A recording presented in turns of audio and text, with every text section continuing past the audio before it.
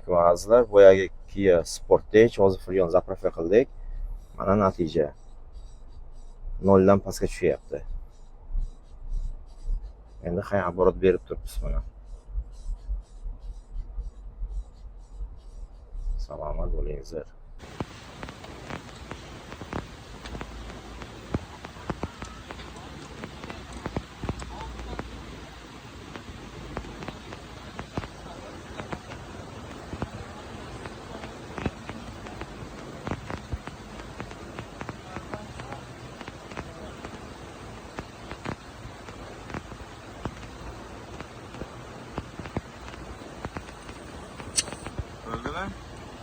Mana bu Kia Sportage ozgina oldida kichkina DTP bo'lgandi.